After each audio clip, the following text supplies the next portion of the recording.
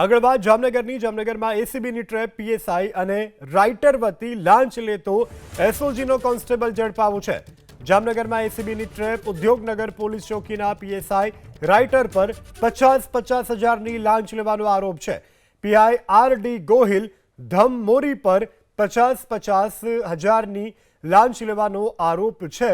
તો આ બંને ઉદ્યોગનગર પોલીસ ચોકીના પીએસઆઈ રાઇટર પર 50-50 હજારની લાંચ લેવાનો આરોપ છે, જેમાં પીએસઆઈ આર.ડી. ગોહિલ અને ધમમોરી નામના બંને કે જેના ઉપર 50-50 હજાર લાંચની આરોપ છે। વધુ વિગત સાથે સંવાદદાતા રવિ બુદ્ધદેવ ફોન લાઈનથી જોડાયા છે। જી રવિ, શું વધુ વિગત?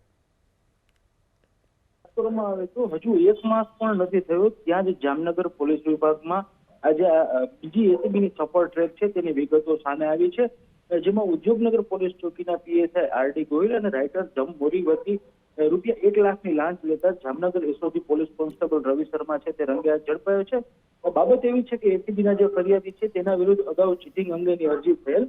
હવે ભવિષ્યમાં કોઈ આવી અરજી થાય તો તેની જાણ કરવા અને હેરાનગતિ ના કરવા માટે પીએસઆઈ અને તેમના રાઇટર દ્વારા રૂપિયા 1 લાખની એટલે બંને દ્વારા 50-50 હજારની લાંચની છે તે માંગણી કરવામાં આવી હતી, જે લેતા એસઓજીના કોન્સ્ટેબલ છે તે ગત રાત્રિના ઝડપાઈ ગયા છે। એસીબી દ્વારા આ અંગેની સત્તાવાર વિગતો જાહેર કરવામાં આવી છે અને આ અંગેની આગળની કાર્યવાહી છે તે હાથ ધરવામાં આવી રહી છે।